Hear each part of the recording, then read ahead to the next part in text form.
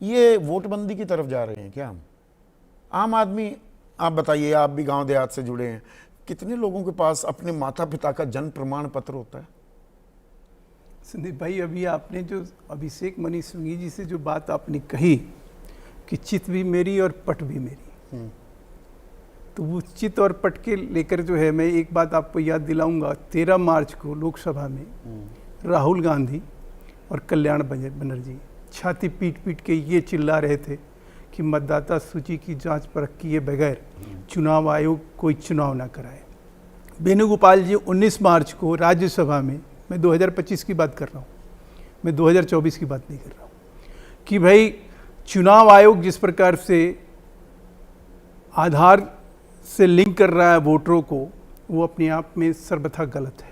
अच्छा, अब आधार, इसीलिए आधार को अब प्रमाण पत्र के तौर पे हटा ही दिया। नहीं, अब उस आधार के ऊपर सवाल खड़ा कर दिया गया कि भाई आप उससे लिंक कर रहे हो। आप मूल सवाल से थोड़ा सा हट गए। नहीं, मैं आ रहा हूं, आप उसी सवाल पे आ रहा हूं जो आप वक्त हो जाएगा, अभी 3 आदमी और बैठे हुए हैं। चलिए, अच्छी बात है कि आप कोई बात जो है अगर आप नहीं सुनना चाहेंगे तो भाई हम नहीं बोलेंगे। अब आप, क्योंकि मेन मुद्दा जो है, मूल सवाल जो है, अरे मेन जन्म प्रमाण पत्र कितने लोगों के पास होता है? अरे भाई, मेन मुद्दा यही है कि आज जो अवकलाहट है, बौखलाहट है, घबराहट है चुनाव से पहले का, वो आखिर में किस कारण है? किसको वो जब मार्च में जो है, जब मार्च बीजेपी को, जेडीयू को है कि विपक्ष को? आप एक चुनाव आयोग जो है, आपने कहा ना कि आप कोर्ट क्यों नहीं चले गए? अगर गैर संवैधानिक है, गैर कानूनी है, अगर ये गलत तरीके से और अधिकार से वंचित करने वाली बात है, तो आप क्यों नहीं जा रहे हैं? मेरे से बेहतर कानून समझते होंगे शायद। मैं कह रहा हूं कि ये इतना वो समझा दिए ना आपको, उन्होंने दिखा दिया ना कि भाई हम जाएंगे तो क्या होगा, क्या नहीं होगा।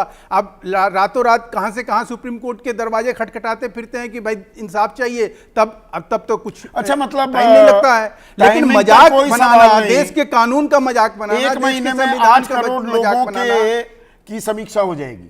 मैं पूछना चाह रहा हूं आपसे कि एक फर्जी चीज या कोई गलत चीज, कोई आदमी वहां नहीं रहता है, सीमावर्ती क्षेत्र है बिहार, जहां से जो किसी न किसी तरह से वहां पे घुसपैठ होता है। लोग वहां ऐसे हैं जो जाली वोटर बना लेते हैं। जो नतीजा आया वो माइग्रेटेड मजदूर हैं, वहां से गांव का गांव खाली पड़ा हुआ है।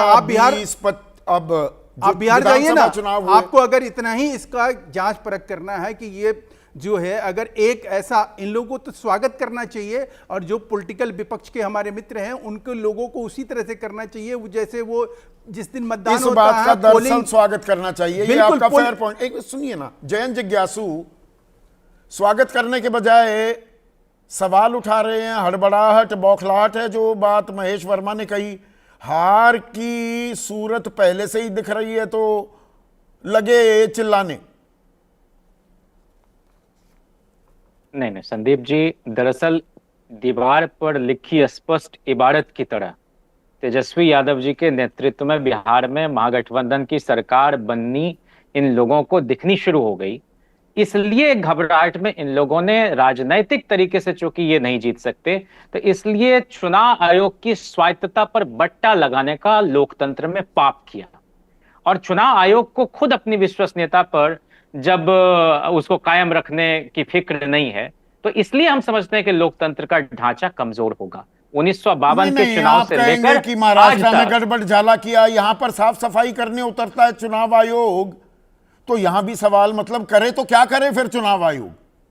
ना, चुनाव आयोग चुल्लू भर पानी में डूब मरे, क्योंकि इस सिस्टम को सड़ा के रख दिया गया है। पहले कहते थे ना, there is something rotten in the state of Denmark, अब तो पूरा का पूरा सड़ा गला दिया है, और चारों खंभों पर इन लोगों की गिरद दृष्टि है। कर्नाटक में सरकार आपकी बन जाती है, मतलब विपक्षी खेमे की, या हिमाचल में अगर आप जीत जाते हैं तब सब कुछ ठीक था, 240 पर रह जाती है, बीजेपी 370 की ताल ठोक रही थी। ऐसा ही गड़बड़ झाला चल रहा है, 240 सीट क्यों आई बीजेपी की पिछले ही साल? कर्नाटक के बारे में एक अर्थशास्त्री हैं अबू सालेह शरीफ, उन्होंने मतदाता सूची का जब ऑडिट किया तो उन्होंने पाया कि 20% मुस्लिम मतदाताओं को उस लिस्ट से गायब कर दिया है। आज ही तेजस्वी जी ने हिंदुस्तान में एक आलेख लिखा। मेरा कहना है कि लालू जी जिस तरह से कहते रहे कि वोट का राज मतलब छोट का राज, अगर पहले आपने मुसलमानों का डिसइंफ्रेंचाइजमेंट किया, अब आप पिछड़ों, अति पिछड़ों, दलितों, आदिवासियों का करना चाहते हैं। क्या इस देश से लोकतंत्र को आप मिटा देना चाहते हैं? बिहार में आपने जैसे बताया 5 नहीं 10 चुनाव हुए हैं 2003 के गहन पुनरीक्षण के बाद, 5 लोकसभा के चुनाव और 5 विधानसभा के चुनाव, चूंकि 2005 में 2 बार हुआ। आपने उस वक्त 2 वर्ष का समय दिया था, ये आप कैसे 30 दिन में कर लेंगे? 30 दिन में 7 दिन तो बीत सवाल चुका लीजिएगा है। पीसीआर, हमारे 24 दर्शक दिन हैं। में। हाँ, और एक बात संदीप जी, एक बात कहने की हाँ, अनुमति बोलिए दें। ना, प्लीज। भारत सरकार के मुताबिक बिहार में 2,90,00,000 पंजीकृत मजदूर हैं जो बिहार से बाहर काम करते हैं। कहां से वो लाएंगे दस्तावेज?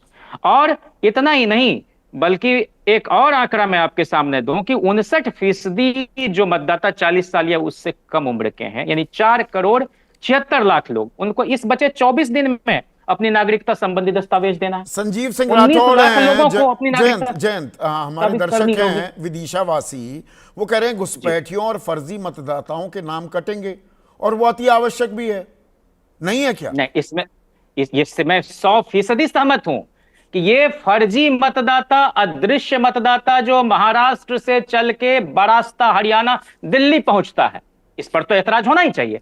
लेकिन आप इस आधार पर एक भी अगर वैध मतदाता का नाम उड़ाते हैं तो इससे जघन्य अपराध कुछ नहीं होगा। इससे बड़ा UCL अपराध बनाम कोई नहीं हो भारत सकता। सरकार का ये बात ठीक है।